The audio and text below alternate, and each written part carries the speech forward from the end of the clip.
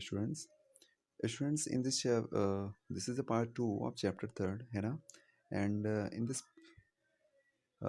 video, we have to discuss about the parliament function, है ना? Parliament के क्या क्या फंक्शन होते हैं. फर्स्ट हेडिंग है to select the national government, यानी पार्लियामेंट जो है आपकी वो नेशनल गवर्नमेंट को बनाती है, ठीक है ना. यानी आपके अगर देश की सरकार बननी है, नेशनल गवर्नमेंट बनेगी, तो वो पार्लियामेंट से ही होके बनेगी, ठीक है ना. उसको पार्लियामेंट का ही मेंबर होना पड़ेगा. इसका मतलब पार्लियामेंट का पहला फंक्शन ये हो गया नेशनल गवर्नमेंट को सेलेक्ट करना, बनाना, है ना, कि कौन सी पार्टी की नेशनल गवर्नमेंट बनेगी, ठीक है. तो देखिए, parliament of India consist of the president. जो पार्लियामेंट ऑफ इंडिया है, हमारी भारत की जो हमारी संसद है, consist of the president, Rajya Sabha and Lok Sabha. सबसे पहली और महत्वपूर्ण, सबसे इंपॉर्टेंट बात ये दी गई है.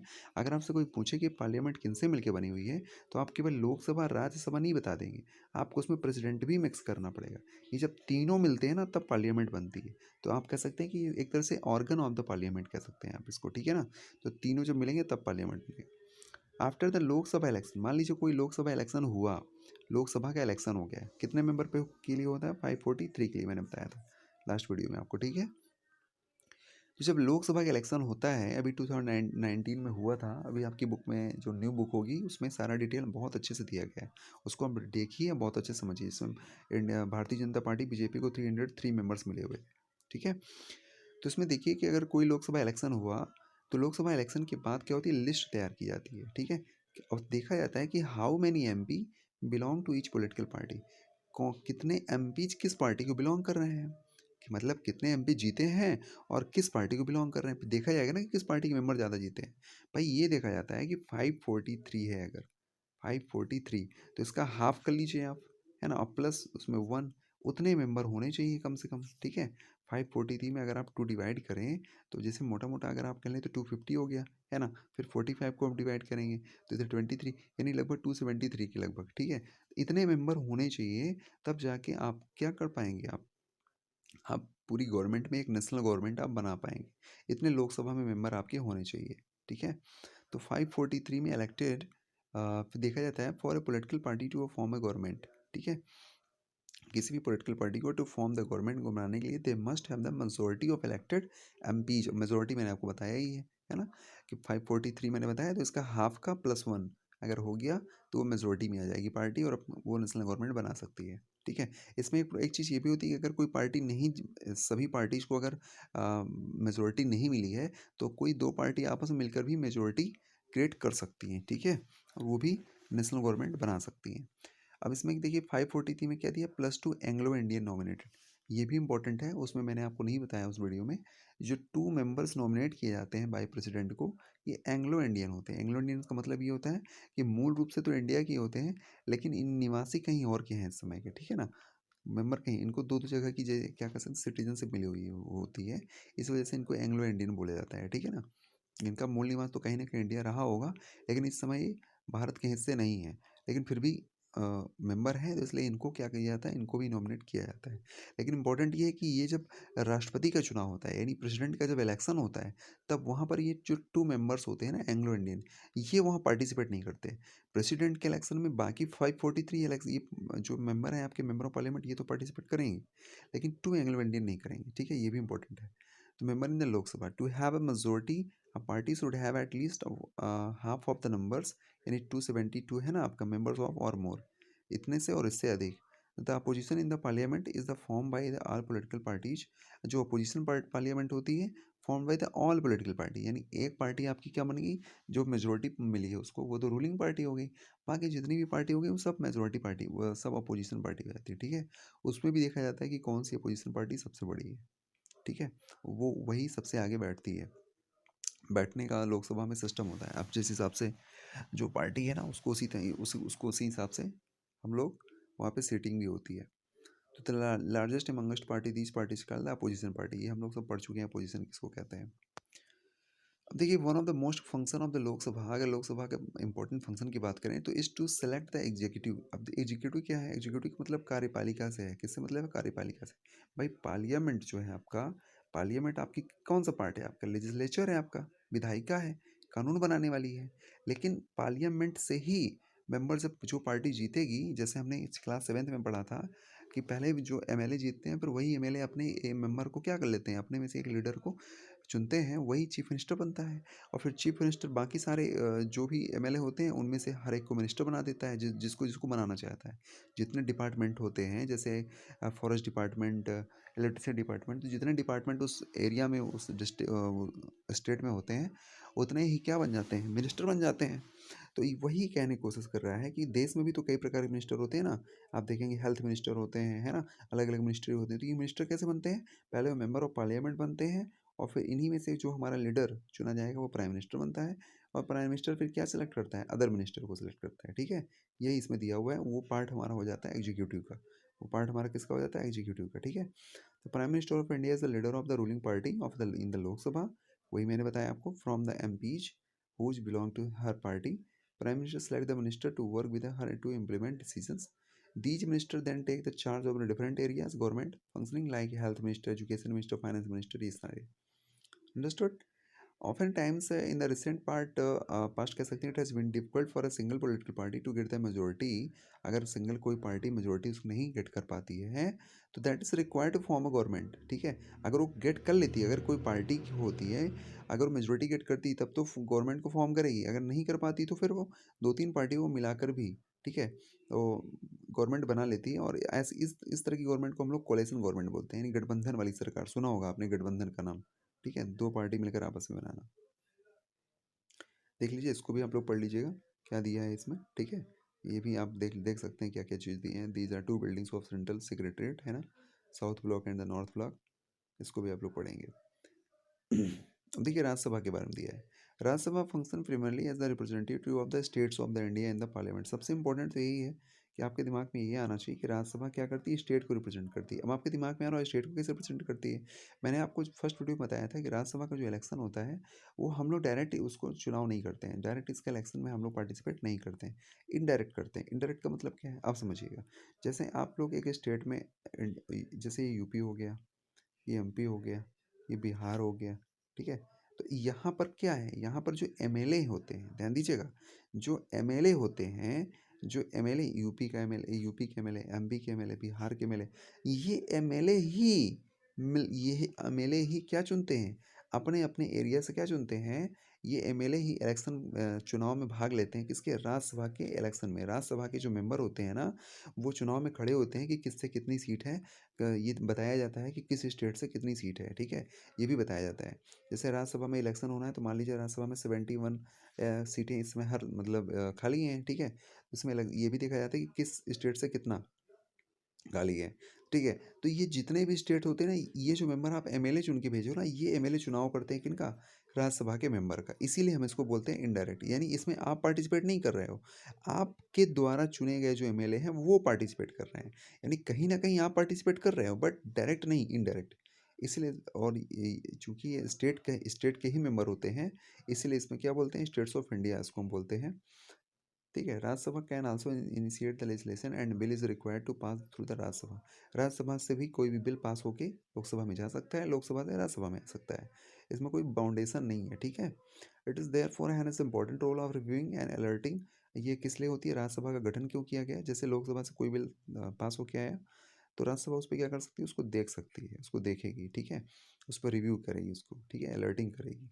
The laws initiated by the Lok Sabha, the member of the Rajya Sabha are elected by the elected members of the legislative assembly of various states. अलग अलग स्टेट से अलग अलग, अब लेजिस्लेटिव असेंबली जो होती है ना, वहाँ से मेंबर इलेक्ट होते हैं। तो देर आर 233 इलेक्टेड मेंबर्स, आप प्लस 12 मेंबर्स, तो आप टोटल कर लीजिए इस समय कितने हो गए, 245 हो गए। यानी 233 प्लस अगर आप 12 करेंगे तो इस समय 245 मेंबर्स हमारी राज्यसभा में इसमें वर्तमान में इसमें बैठेंगे। इसमें भी देखिए 12 प्लस करना पड़ रहा है ना, तो ये 12 कौन कर रहा है, 12 is nominated by the president. ये प्रेसिडेंट के द्वारा क्या हो जाएंगे, नॉमिनेट किए जाएंगे। ये भी आपके लिए इंपॉर्टेंट होता है। अच्छा, ये जो होते हैं ये एंग्लो इंडियंस नहीं होते हैं। जैसे आपके दिमाग में मैंने बताया, लोकसभा में बताया था कि 2 मेंबर्स होते हैं, एंग्लो इंडियंस होते हैं। ये एंग्लो इंडियंस नहीं होते हैं। ये जो 12 मेंबर्स होते हैं, ये किसी विशेष फील्ड, जैसे आर्ट हो गया, है ना, लिटरेचर हो गया, ध्यान दीजिएगा, आर्ट, लिटरेचर, और आपका साइंस हो गया। ठीक है, और आपका आर्ट हो गया, लिटरेचर हो गया, साइंस हो गया, और आपका ये सोशल सर्विस हो गया। यानी ये जो 4 फील्ड मैंने आपको बताया, इस फील्ड में जो व्यक्ति सबसे अच्छा है, विशिष्ट है, जिसको सबसे अच्छा नॉलेज है, एक्सपीरियंस है, ऐसे मेंबर्स को चुना जाता है। ये प्रेसिडेंट के ऊपर होता है। प्रेसिडेंट उनमें से 12 मेंबर्स को चुनकर राज्यसभा में बैठा देता है। इनका इलेक्शन नहीं होता है। जैसे राज्यसभा में बाकी मेंबर्स का इलेक्शन होता है, एमएलए उनको चुनते हैं, है ना, हर स्टेट के, वैसे एमएलए इनको नहीं चुनते हैं, ठीक है। तो एमएलए कितने लोगों को चुनते हैं? 233 मेंबर्स को, यानी 233 मेंबर्स ही एमएलए के द्वारा चुने जाते हैं। नेक्स्ट जो वर्क है पार्लियामेंट का वो है B number, to control guide and inform the government. अब गवर्नमेंट को कंट्रोल करना, गाइड करना और इन्फॉर्म करना गवर्नमेंट को, ठीक है। ये इंपॉर्टेंट वर्क निकल के सामने आ रहा है, ठीक है। तो इसका सीधा सीधा मतलब ये है कि जैसे पार्लियामेंट, हमारी जो लोकसभा होती है, वहाँ के जो मेंबर होते हैं ना, आप कह सकते हैं कि जो हमारी गवर्नमेंट होती है, हमारी सरकार होती है, तो जो जितने भी मिनिस्टर होते हैं ना, ये सब रिस्पॉन्सिबल होते हैं किसके लिए? लोकसभा के लिए। लोकसभा के मेंबर के लिए रिस्पॉन्सिबल होते हैं। क्यों? क्योंकि इन्हीं के मेंबर होते हैं। यानी अगर कोई भी काम ये करेंगे तो लोकसभा में इनसे जवाब पूछा जाता है। जो विपक्ष के लोग होते हैं ना, वो इनसे जवाब पूछते हैं कि आप ये काम क्यों किए हैं, ठीक है। क्वेश्चन आवर्स जो होता है, क्वेश्चन आवर्स टाइम पीरियड में ये क्वेश्चन पूछे जाते हैं। द पार्लियामेंट क्या करती है? While in a session begins in the question hour. Question hour भी देखिए, मैं बता रहा हूँ ना, क्वेश्चन आवर होता है जब पार्लियामेंट का सेशन स्टार्ट होता है, तो एक सेशन स्टार्ट होता है क्वेश्चन आवर। इसमें क्वेश्चनों की बारिश कर दी जाती है, लगातार बौछार की जाती है। किसके ऊपर? जो गवर्नमेंट में सरकार होती है। जैसे इसमें बीजेपी की गवर्नमेंट है, तो कांग्रेस इसमें लगातार क्वेश्चन पूछ सकती है क्वेश्चन आवर में। यानी उस घंटे में बीजेपी चुपचाप बैठी रहेगी और केवल क्वेश्चन का काम, पूछने का काम कौन करेगा? अपोजिशन पार्टी करेगी, कांग्रेस करेगी, अदर पार्टीज करेंगी, सारे क्वेश्चन पूछेगी। हालांकि उसके बाद उस घंटे क्वेश्चन आवर निकलने के बाद फिर सारा रिप्लाई कौन देगा? वही जो गवर्नमेंट। यानी देश में आपने क्या डिसीजन लिया, क्या आपने काम किया, वो सारा जो रिकॉर्ड होता है ना, ये यहाँ पर उधेड़ उधेड़ के यहाँ पे पूछा जाता है पार्लियामेंट में, ठीक है। इसीलिए गवर्नमेंट कोई भी काम करने से पहले 10 बार सोचती है। क्यों? क्योंकि उसको पार्लियामेंट में जाके जवाब भी देना पड़ेगा। तो the parliament while in the session begins with a question hour, है ना, क्वेश्चन आवर के साथ शुरुआत इसकी होती है पार्लियामेंट की। यही क्वेश्चन बनता है कि पार्लियामेंट की शुरुआत किसके साथ होती है? तो parliament while in this session begins with a question hour. The question hour is an important mechanism, है ना, एक इंपॉर्टेंट मैकेनिज्म है through which the MPs can elect information about the working of the government, है ना। Working of the government से क्या करते हैं? क्वेश्चन पूछते हैं। This is a very important way through which the parliament controls the executive. इसी के माध्यम से हम कह सकते हैं कि जो पार्लियामेंट होती है वो एग्जीक्यूटिव को कंट्रोल करती है। फिर मैंने एग्जीक्यूटिव वर्ड आया, तो मैंने आपको बताया कि आपकी जो यहाँ व्यवस्था होती है वो तीन तरह की होती है। एक लेजिस्लेटिव होती है, एक एग्जीक्यूटिव होती है, एक जुडिशरी होती है। लेजिस्लेटिव का मतलब जैसे पार्लियामेंट कानून बना रही है ना, लेजिस्लेटिव असेंबली कानून बनाने वाली। एग्जीक्यूटिव का मतलब यानी मंत्रिमंडल, ठीक है। कैबिनेट मंत्री जो होते हैं, जो काम करते हैं, एग्जीक्यूटिव गवर्नमेंट जो होती है वो एग्जीक्यूटिव हो गई। जुडिशरी का मतलब कोर्ट, जो सुप्रीम कोर्ट हो गया, ठीक है, हाई कोर्ट हो गया, ये सब जो निर्णय देते हैं। तो इस तरह से जो आपके जो शासन व्यवस्था है वो तीन भागों में बटी हुई होती है, लेजिस्लेटिव में, है ना, एग्जीक्यूटिव में और जुडिशरी में। तो एग्जीक्यूटिव पर कंट्रोल यानी गवर्नमेंट पर कंट्रोल कौन कर रहा है? लेजिस्लेटिव कर रही है, ठीक है।